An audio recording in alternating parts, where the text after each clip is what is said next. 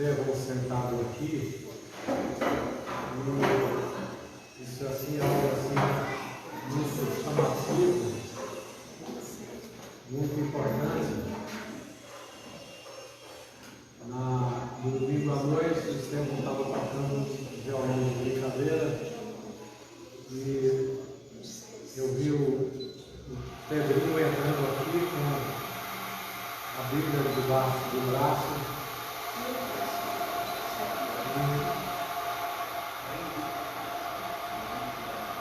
Isso é algo assim de uma importância assim, muito grande. Talvez a gente, quando olha, acha que não percebe a magnitude disso que está acontecendo, né? Mas a palavra do Senhor, ela não volta vazia. E ela nasce no coração das crianças e certamente ela dará fruto, e na vida de muitas pessoas isso vai fazer um grande efeito, né? Nós estamos estudando aqui a palavra do Senhor. Quando a gente olha aqui o livro de Jó, essas lamentações, essas provações que Jó passou, esse grande sofrimento, parece que a gente vai assim acostumando com essa leitura, com esses acontecimentos, e a gente passa a ter aquele sentimento assim, se nós não tivermos cuidado em absorver e receber a palavra do Senhor, nós vamos ter aquele sentimento assim histórico. Aprendi. Eu que não conhecia a história de Jó, hoje eu conheço a história de Jó. Mas nós temos que absorver a palavra do Senhor, temos que receber, nós temos que aprender. Nós temos que entender aquilo que Deus quer falar conosco. Porque não foi por acaso que Jó sofreu essas grandes provações. E quando nós lemos, um dos amigos de Jó perguntou para Jó: será que Deus tem algum interesse na sua retidão? Será que Deus tem algum interesse em que você seja justo, em que você se desvie do mal? E querendo dizer, esse amigo de Jó, isso aí para Deus não faz diferença alguma, mas com certeza para Deus faz muita diferença, porque ao longo desses milhares de anos, pessoas aprenderam, e nós estamos aqui a aprender, e outras gerações vão aprender. Então Deus quer falar conosco através dessa palavra. E quando nós olhamos para esses amigos, vamos colocar assim, amigos entre aspas, né? Eles foram amigos. Mas o que a palavra do Senhor diz em Provérbios capítulo 25, versículo 19? Que em todo tempo o amigo ele ama, não importa a circunstância, e na angústia nasce um irmão.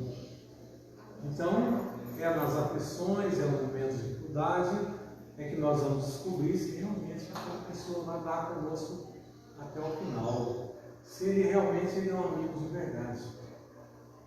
E essas pessoas aqui que conviveram com Jó, que tiveram grande alegria,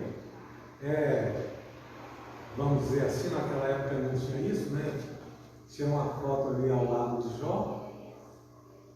Esses homens, eles serviram de instrumentos de Satanás. Para quê? Para amargurar, para entristecer, para caluniar Jó. Por quê? Porque esses homens, eles eram esteios da sociedade, esses homens ali, esses três homens. Elifas, Bildade e Zofar. Eles eram esteios da sociedade. Toda a sociedade iam fazer o quê? Fez o quê? Eles andaram pelo pensamento daqueles homens. Andaram pelo pensamento daqueles homens. Quando aqueles homens disseram para Jó e para outras pessoas, olha para trás, contempla o retrovisor e vê se desde que o mundo é mundo, se Deus fez alguma injustiça do tamanho do que você está dizendo. Se Deus permitiu isso aí, se aconteceu isso de um justo sofrer como você está sofrendo. Se você está passando por isso, é porque você é o pior homem da terra. Você merece tudo o que está acontecendo de você. Olha para trás. Pergunte a teus pais. Nós não somos de hoje, porque nós somos de ontem. Pergunte aos antepassados para saber se alguém já viu isso aí. E querendo ele dizer para Jó, você até então foi um enganador. Você conseguiu enganar todo mundo. Mas como eles disseram várias vezes, a luz do perverso se apagará. E Jó se tornou, como nós aprendemos, se tornou motejo para todas as pessoas. Isso sinalizado por esses 3 amigos. Ele se tornou provérbios. Nós lemos que as crianças sorriam dele, zombavam dele, que aqueles que não serviam muitas vezes de habilidade ali para cuidar dos animais dele, hoje evitavam conversar com Jó. Jó chamavam aqueles que eram seus servos e aquelas pessoas passavam de longe, faziam de conta que não estavam ouvindo Jó falar. Então esses eram os amigos de Jó.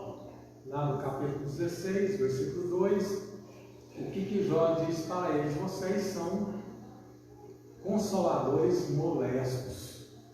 Ao invés de vocês consolar, vocês molestam.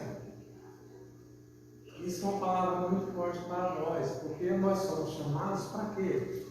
Consolar-vos uns aos outros, chorar com os que choram, alegrar com os que se alegram.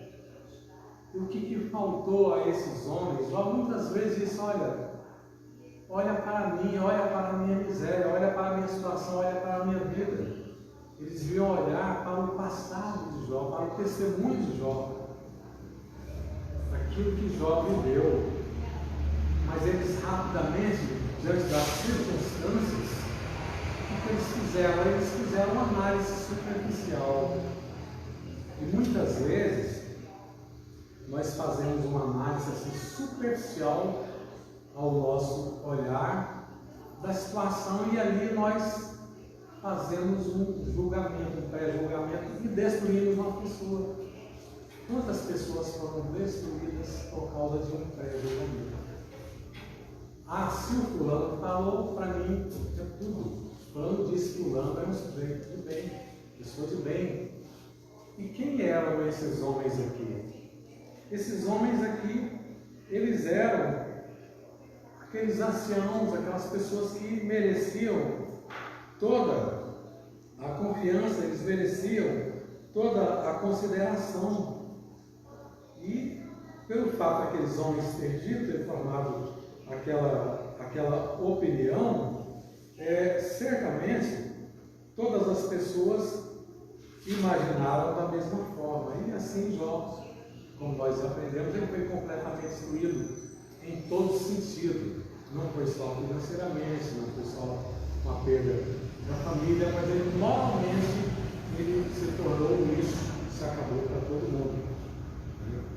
E a Bíblia diz que nós temos que julgar não segundo a aparência, mas segundo a reta justiça.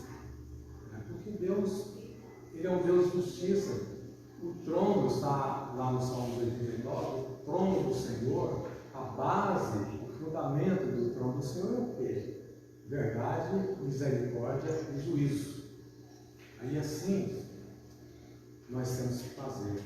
Salmos 15 diz, quem morará, Senhor, no seu santo templo? Quem morará? Aquele que não faz falsidade, aquele que não destrói com a língua do seu irmão. Aí aqui, Jó foi um homem completamente destruído pelos seus amigos. E lá no livro de Provérbios, capítulo 18, versículo 17, tem uma passagem muito interessante que diz: olha, aquele que começa o pleito, ele parece justo, mas depois vem o seu companheiro e examina, e vai ver que aquilo não tinha procedência nenhuma, não tinha verdade nenhuma naquilo. Por isso nós temos que ter o devido cuidado para julgar esse amigo de Jó, esse Bildade. Essa vai ser a última fala de Bildade. Mas na primeira fala dele, no primeiro discurso dele, o que ele fez? Ele foi um homem cruel, um homem terrível. Ele olhou para a tragédia de Jó e disse: olha, seus filhos foram mortos. Lançou na cara dele: você perdeu tudo. E agora os vermes vão comer a sua carne, você vai ser sepultado, os bichos vão te comer. A gente vê aonde pode chegar o ser humano. Mesmo diante do sofrimento de uma pessoa, nós temos que ter misericórdia das pessoas, ter compaixão. Jó, não menos ou mais de uma vez, Jó disse: olha, tem compaixão de mim, tem misericórdia de mim, olha a minha situação.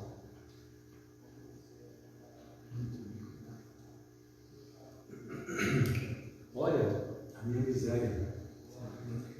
Mas esses homens, infelizmente, eles foram perversos, eles foram cruéis, e Deus estava olhando para esses homens. E mesmo que eles se julgavam pessoas justas, Deus lá na frente vai dizer: olha, vocês são dignos de morte, vocês precisavam morrer.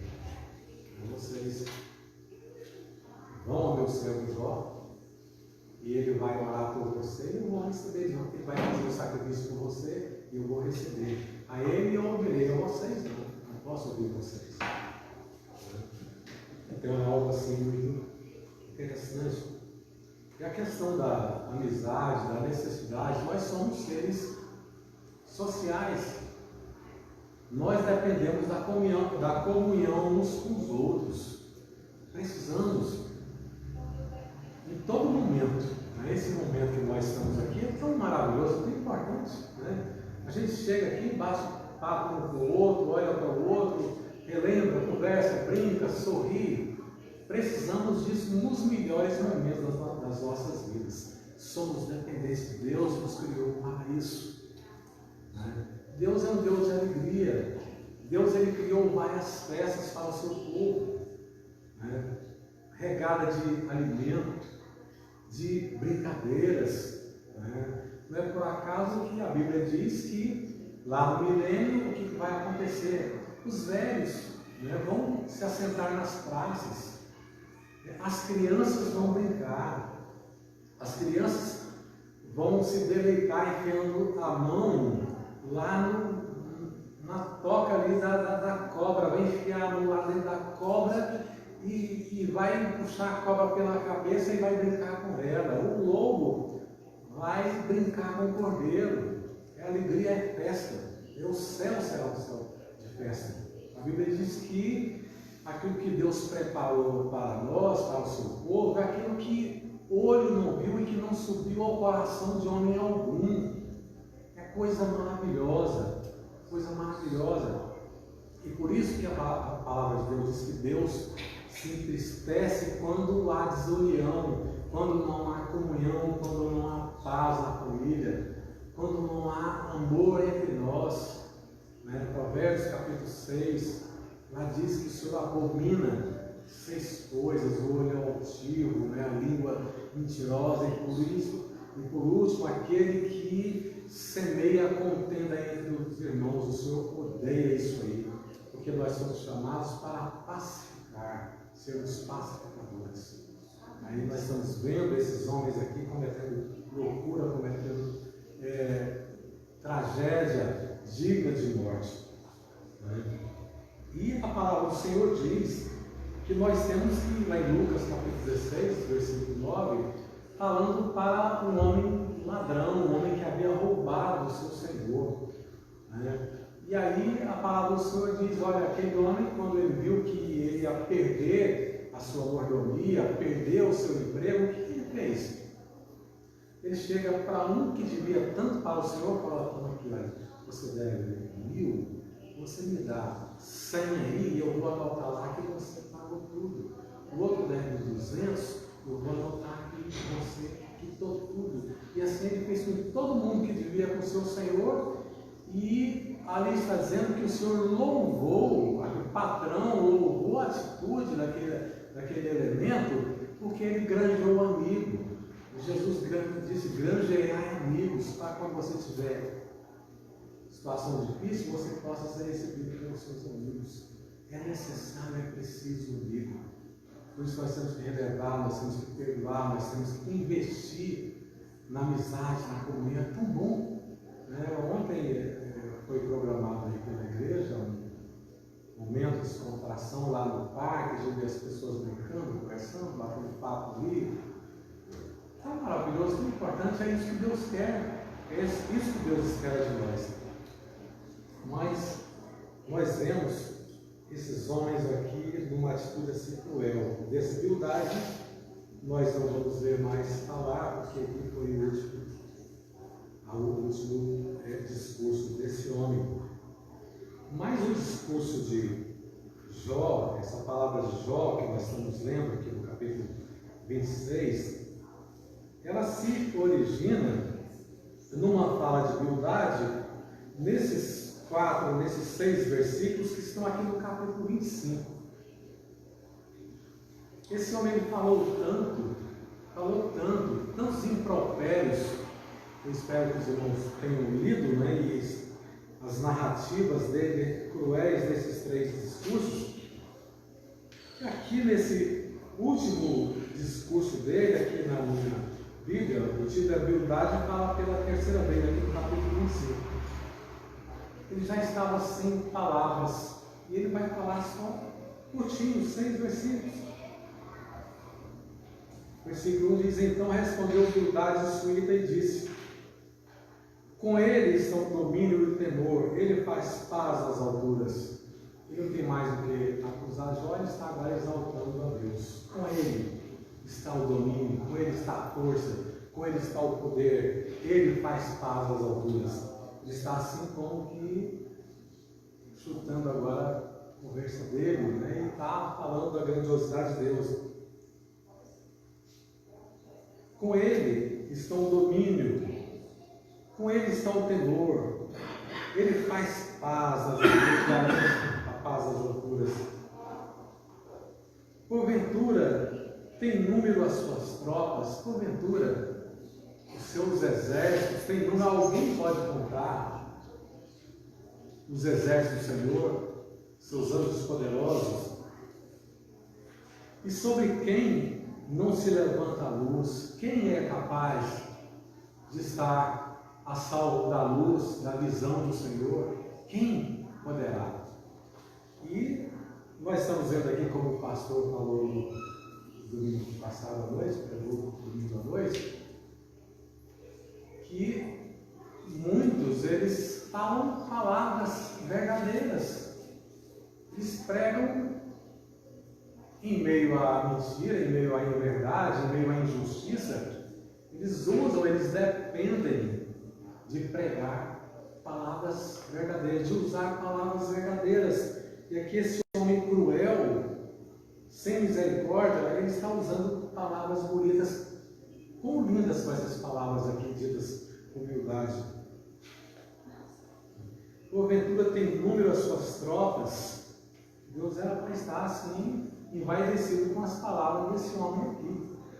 As tropas do Senhor, elas são as maiores. E sobre quem não se levanta a luz, quem pode se esconder dos olhos?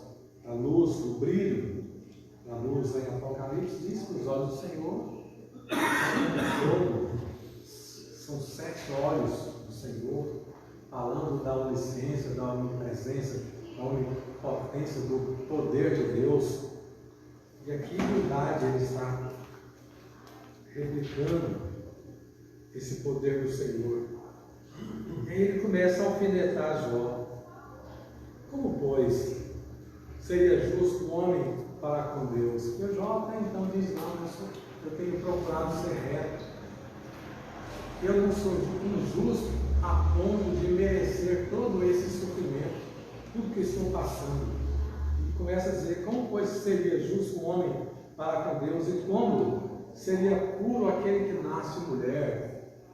Jó está sendo chamado de presunçoso, soberbo, de querer ser algo que ele não era, não tinha a menor possibilidade de ser. Se até a lua não é brilhante, né? A lua é um facho de luz que ilumina a terra toda, mas ele está dizendo aqui que diante da grandeza do poder do Senhor, a lua não clareia nada, é insignificante. A gente vê que esse homem está falando coisas bonitas, palavras de Deus mesmo, né? Muito bonito que ele está falando. As estrelas não são puras a seus olhos. A limpidez das estrelas, né? Fulgor das estrelas, mas ele está dizendo, relatando que ela não tem pureza nenhuma diante dos olhos de Deus, porque a gente, quando analisa assim, a pureza de uma estrela, se ela tiver alguma coisa, alguma sujeira, alguma coisa ali, ela vai ser ofuscada, né? Então logo a gente imagina que a estrela é uma lâmpada ali, o carro pegou qualquer sujeira e não vai atender aquela expectativa de clarear. E aqui ele está dizendo, demonstrando que apesar de toda a claridade, toda a limpeza que aquela lua, daquelas estrelas são incapazes de ser atingidas por uma sujeira, por uma lama, mas diante da grandeza do Senhor, ela não é pura. Quanto menos o homem, que é um verme, e o filho do homem, que é um bicho. Então, logo ele está dizendo para Jó: você quer ser demais, você é um homem arrogante, um homem soberbo. Versículo capítulo 26 começa dizendo: Jó, porém, respondeu e disse: como ajudaste aquele que não tinha força e sustentaste o braço que não tinha vigor? Ele ironiza verdade, dizendo: olha, você realmente é demais, você conseguiu muita coisa, você é um tal, você é o cara, você conseguiu ajudar uma pessoa que estava lá na lama, estava no pó, está acabado, está destruído, está detonado. Como você conseguiu? Como você conseguiu essa grande façanha, esse grande poderio? Ajudar aquele que não tinha força nenhuma, que perdeu as suas forças por completo. E sustentaste o braço que não tinha mais nenhum vigor. Jó com seus braços totalmente caídos, debilitados. Você conseguiu fazer essas coisas, né? Você ajudou aquele que não tinha força, você sustentou, o braço não tinha nenhum vigor. Como aconselhaste aquele que não tinha sabedoria e plenamente fizesse saber a causa, assim como era? Como você ajudou? Eu sou um homem, dizendo para eu sou um homem sem sabedoria alguma. Jó foi o homem que foi juiz, o juiz mais conceituado que existia. Quando ele chegava à porta para o lugar, colocava essas cadeiras, e como nós já lemos, os príncipes, quando chegavam ali, colocavam a mão na boca para não conversar bobagem diante de Jó. E aqui ele está dizendo: a você ajudou alguém que não tem sabedoria, alguém que é o mínimo dos mínimos, mas você, com a sua grandeza, você conseguiu aconselhar, está ironizando esse indivíduo aqui, que na sua última fala, foi reduzida a 6 pequenos versículos, porque não tinha mais nada do que acusar. Não tinha mais argumento, não tinha mais força nenhuma. E plenamente quisesse saber a causa, assim como era, você conseguiu descobrir todo o meu problema, porque que aconteceu tudo isso aí comigo. Tudo isso que está passando comigo, realmente você trouxe à luz o que está se passando comigo.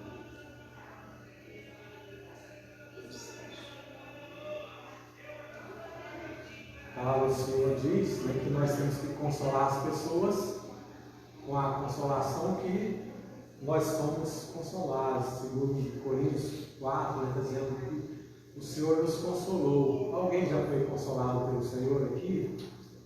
Será que tem algum do céu de Deus que não recebeu nenhuma consolação do Senhor? Que nunca chegou num momento assim de angústia, de dor, de tristeza, que disse como o salmista Davi: eleva os meus olhos para o monte, e de onde me virá o socorro? O salmista Davi diz: o meu socorro, ele vem do Senhor que fez os céus e a terra. Eis que não dormitará, eis que não tosquenejará. O guarda, a conclusão que Davi chegou, aquele que guarda o seu povo, aquele que guarda Israel. A conclusão que ele chegou. E por isso, a Bíblia diz que nós temos que consolar com a mesma consolação que nós somos consolados, porque, como diz o apóstolo Pedro, as mesmas aflições que nós estamos passando, todos os servos do Senhor passaram em toda a sua vida. Elas se fazem presente. Irmãos, nós não sabemos aquilo que nos espera. Não sabemos o que nos espera. Não sabemos o dia de amanhã. Por isso que a Bíblia diz, olha, até por um homem ímpio, olha, usando o exemplo dele, granjeai amigos, tende comunhão uns com os outros, amai-vos ardentemente uns aos outros, consolai uns aos outros. É o que a palavra de Deus diz. Esses homens aqui que demonstraram ter tanto conhecimento de Deus, mas infelizmente eles se desvirtuaram completamente. Isso é uma coisa normal. Nos nossos dias, quantas pessoas estão aí com um cajado violento para arrebentar a cabeça um do outro? Palavras duras, palavras que destroem. Mas o que a Bíblia nos diz é completamente assim diferente.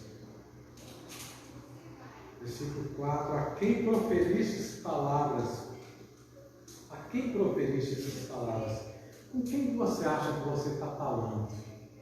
Com quem? Você olhou o meu testemunho? Você olhou o meu passado? Você conhece a minha história? Com quem você acha que você está falando?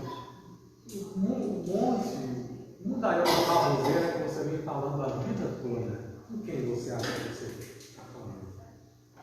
E de quem é o Espírito que saiu de ti? Que Espírito é esse aí? Muitas pessoas estão pregando ali, mas aquele Espírito ali tem que ser examinado. Examinar os Espíritos para saber que Espírito é esse, para saber se ele vem de Deus. Nós temos que conferir. O que ele está pregando ali, Pedro estava junto com Jesus. E Jesus, como Pedro falou para ele: olha, Senhor, nada disso que você está falando, que o Senhor está falando, isso vai acontecer, você não vai morrer não, você não vai para a cruz não, Senhor. Aqueles discípulos, eles estavam aguardando, principalmente Judas, é que Jesus ia derrubar César, ia derrubar o império, que Jesus haveria de reinar sobre Israel. Quando Jesus diz: não, o meu reino não é desse mundo, eu vim para morrer, para dar minha vida e resgate de muitos. Judas rapidinho pensa uma forma de trair Jesus. Aí Pedro: não, Senhor, de forma alguma. E o que Jesus falou: arreda para trás, Satanás. Será que ele falou aquilo ali foi com Pedro? Não, ele falou com Pedro, ele falou com o diabo. Então nós temos que examinar se os Espíritos são de Deus, porque as pessoas muitas vezes estão muito mais do que ao lado de Jesus, como na igreja. Estão no culto ali falando do diabo, boca de Satanás. Nós temos que verificar se a boca que está falando é de Deus ou é de Satanás. E de quem é o Espírito que saiu de ti? Que Espírito é esse aí? Esses homens falavam tantas coisas da parte de Satanás, porque na realidade, como nós aprendemos, Jó estava sendo provado. Aquilo que estava acontecendo com Jó tinha a permissão de Deus, né? E tudo que o diabo queria, através desses 3 homens aqui, obrigar Jó a blasfemar contra Deus. Eles eram instrumentos de Satanás, eles eram a boca de Satanás. E Jó está aqui tendo esse discernimento, se é a boca de Satanás. Quem é o Espírito Santo de ti?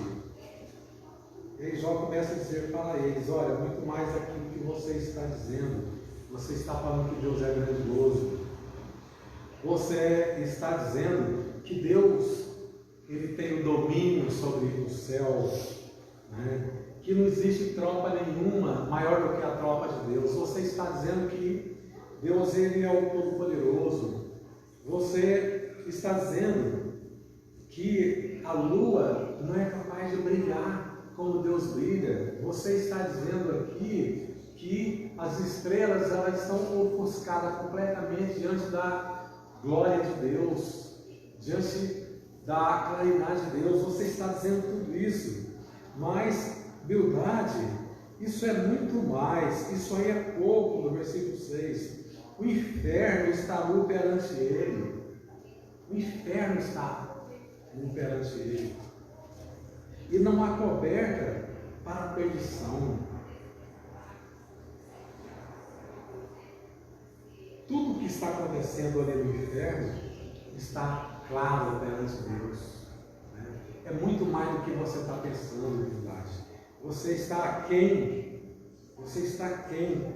de enxergar aquilo que Deus é. Você realmente precisa de discernimento, e não há coberta para a perdição.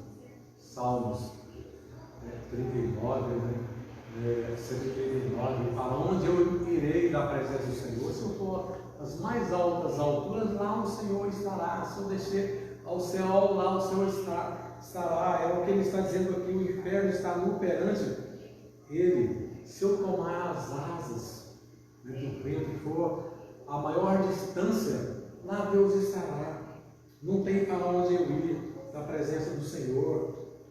Lá no livro de Isaías, capítulo 40, versículo 12, tem uma passagem muito maravilhosa, muito importante.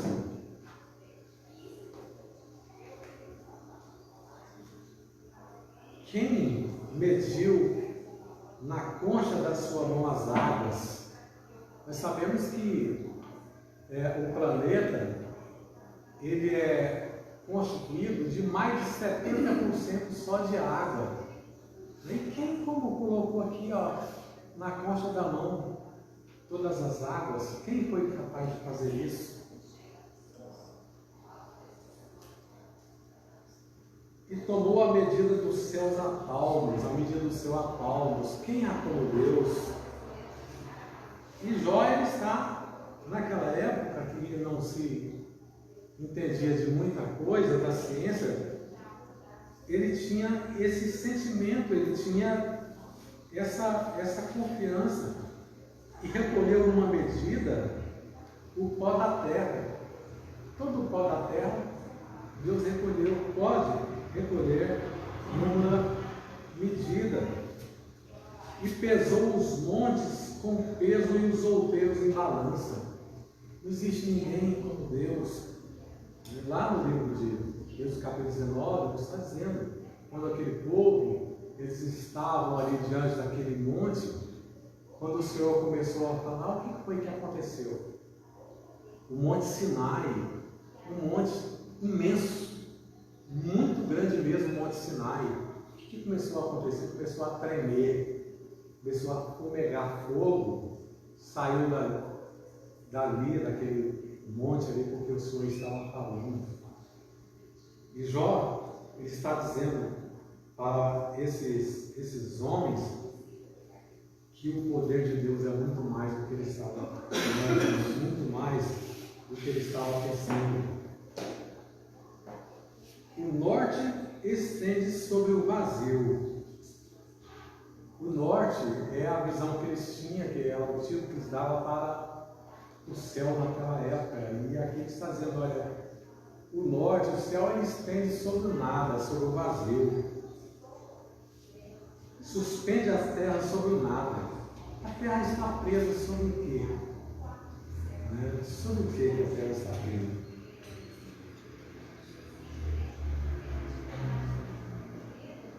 Prende as águas em densas nuvens, e todavia a nuvem não se rasga debaixo dela. O que é a nuvem? A nuvem é o que? É um vapor. Ele prende e coloca esse mundaréu de água lá em cima e ela está solta ali do nada. Tudo existe pela palavra do Senhor. Isso nos leva a lembrar do que está escrito lá em Gênesis capítulo 1. No princípio criou Deus os céus e a terra, e a terra era sem forma e vazia, e havia trevas sobre a face do abismo, e o Espírito de Deus se movia sobre as águas. A terra era sem forma e vazia.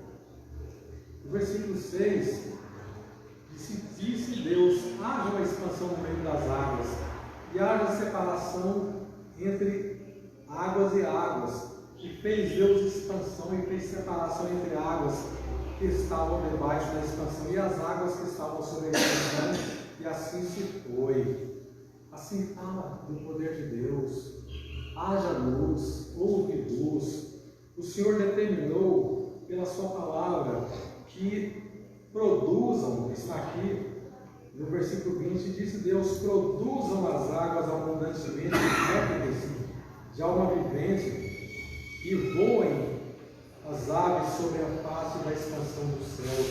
E Deus criou as grandes baleias e todo o réptil de alma vivente que as águas abundantemente produziram, conforme a sua espécie, e toda ave de asas conforme a sua espécie. Deus fez tudo pela sua palavra. A única coisa que Deus fez com as suas mãos foi o homem. Foi o homem. Esse homem que hoje está ignorando o poder de Deus. Enquanto o Senhor diz em várias partes, Salmo 150, louvai todo ser que respira, louve o Senhor, reconheça o Senhor, engrandeça o Senhor. Infelizmente, o homem ignora completamente, como está nos Salmos, olha, diz o homem não há Deus. E a humanidade está dizendo, não há Deus. Deus não existe. Ignora as suas atitudes, incapaz de louvar a Deus, incapaz de obedecer, incapaz de reverenciar o nome, o todo-poderoso nome de Deus. Encobre a face do seu trono e sobre ele estende a nuvem. Quem é capaz? Quem é capaz? A não ser pela fé, acessar o trono de Deus, através da oração, acessar o trono de Deus. Quem é o homem? Não é quem é o homem. Marcou o limite sobre a superfície das águas em redor, até aos confins da luz e das trevas. Deus marcou o limite.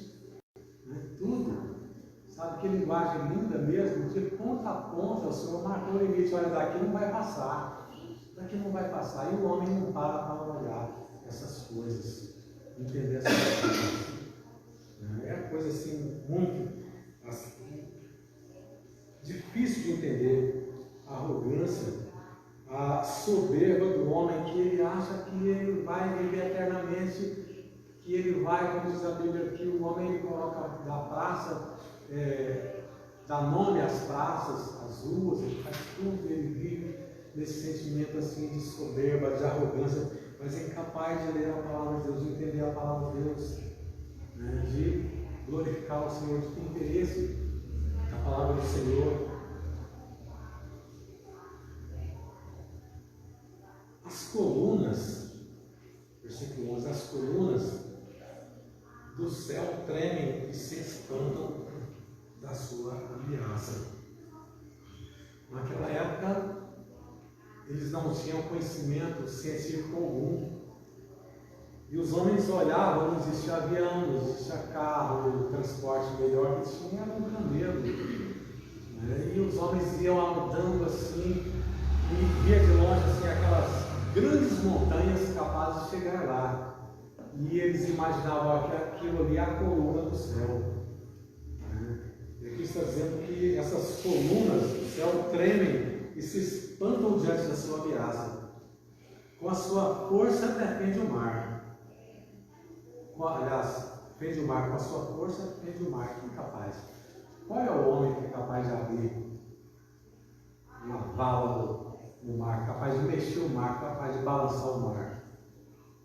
Mas aqui está dizendo que com a sua força ele fende o mar. Ele fende mesmo. O que ele fez com o mar vermelho? Ele fez divisão, ele mandou parar. Mandou parar o mar vermelho para que o seu povo passasse ali a pés enxutos. E com o seu entendimento, abate toda a soberba. A Bíblia diz que o Senhor, ele resiste o soberbo, mas ele dá graça ao humilde. Pelo seu espírito ornou os céus, a sua mão feriu a serpente moscadiça. Pelo seu espírito ele ornou. A natureza é linda demais, né, gente? Linda demais. O turismo é uma coisa que rende dinheiro no mundo inteiro, todo mundo quer conhecer, todo mundo quer ver. A pessoa chega no local, o pessoal fica assim, boca aberta. Quem fez isso? Deus fez a natureza, fez tudo, né? E com a sua mão, ele feriu a serpente moscadiça. A serpente é o que? O diabo. Lá, Apocalipse 16, é o grande dragão, a serpente, ele feriu. Eis que isso são apenas as beiradas dos seus caminhos, e com pouco é o que temos ouvido dele. Diz que tudo isso que Jó escreve, que está na palavra de Deus, que os cientistas descobriram hoje, isso aí é só a beirada. Isso é só a beirada. E o que temos ouvido dele, isso é pouco, isso é nada, nós não sabemos nada. Nós sabemos uma beirinha do nada. Isso é pouquíssimo, mas como diz o apóstolo Paulo, aquilo que olho nenhum viu, subiu o coração, cientistas de homem grande nenhum. É o que Deus tem guardado lá, que Ele preparou para aqueles que o amam. Quem, pois, entenderia o trovão do seu poder? Quem é capaz? Salmista Davi, aliás, Salomão disse que quando o rei brada, os homens tremem, é pior do que o rugido do leão, né? Quem, pois, entenderia o trovão do seu poder? Quem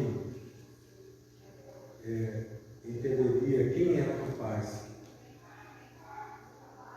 Salmos 19. Os céus proclamam a glória, declaram a glória de Deus. O firmamento anuncia as obras do Senhor. Um dia faz declaração, outro dia. Uma noite mostra a sabedoria, outra noite. Não há linguagem onde fala, onde não se ouça a voz do Senhor. A sua linha, ela se estende por toda a terra, e as suas palavras até o fim do mundo. Neles pôs uma tenda para o sol, o qual é como um noivo que sai no seu tálamo e se alegra como herói a correr o seu caminho. A sua saída é desde a extremidade dos céus, o seu curso até a outra extremidade, nada se esconde ao seu calor. A lei do Senhor é perfeita e refrigera a alma. O testemunho do Senhor é fiel e dá sabedoria aos simples. Os preceitos do Senhor são retos e alegram o coração. O mandamento do Senhor é puro e ilumina os olhos. O temor do Senhor é limpo e permanece eternamente. Os juízos do Senhor são verdadeiros e justos juntamente. Mais desejáveis são do que o ouro, sim, do que o ouro muito puro. Mais doce do que o mel e o licor dos favos. Também por eles é admoestado os seus servos e os guardar a grande recompensa. Quem pode entender os seus erros? Expulga-me tu dos que me são ocultos. Também da soberba guarda o teu servo, para que ele não se assenhore de mim. Então serei sincero e ficarei livre de grande transgressão. Sejam agradáveis as palavras da minha boca e a meditação do meu coração perante a tua face. Senhor, rocha minha